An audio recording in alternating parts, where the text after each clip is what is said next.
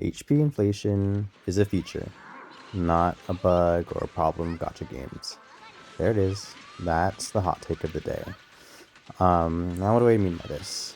What I mean is that I think a lot of the problem with what we see in people talking in online discourse about HP inflation in these games is that it's just an inherently bad thing that developers should never do, or that it's going too fast, or and maybe there's a discussion for the speed of which there is HP inflation in these games.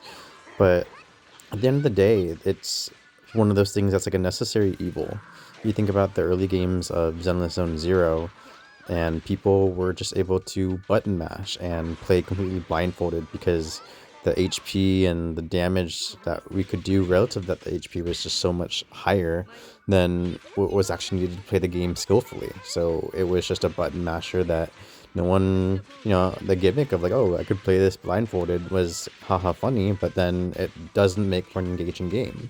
And the thing is developers can't really predict exactly, or maybe they can, but how strong players are going to be with their characters. So, at least for the beginning of a gacha game, it's absolutely necessary because, everyone will start out pretty weak, but eventually those players are going to develop their meta, they're going to develop their techniques, they're going to get better artifacts or relics or drive discs in Zenless's case, and those bosses are just going to become easier.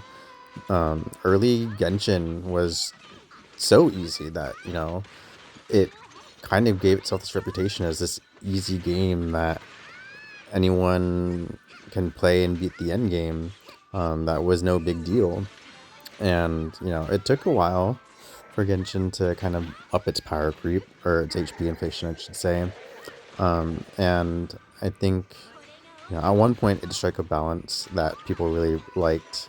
And I would actually say that the problem with Genshin now isn't even about HP inflation. It's more of a feature creep kind of thing with all the gimmicks that they have that only certain bosses or characters can deal with. And in Zenless, I kind of think it's really not an issue with the HP inflation either.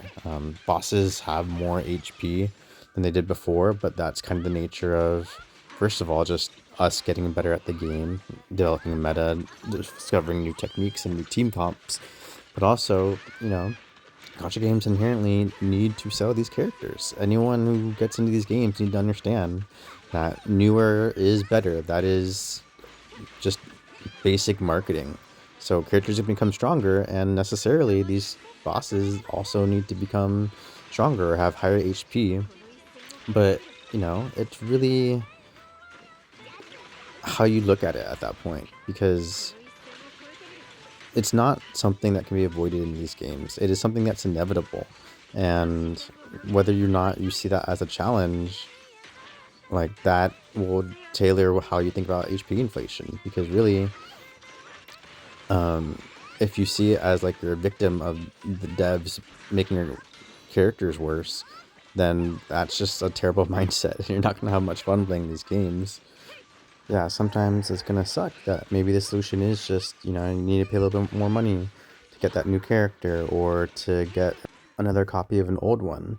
But you are playing a free-to-play game that is trying to sell you something. Your interests will always be at odds with each other. And the sooner you accept that, the easier it'll be for you to understand what you've gotten yourself into by playing gacha games, where HP inflation is a feature, not a bug of the system. But you don't have to like it.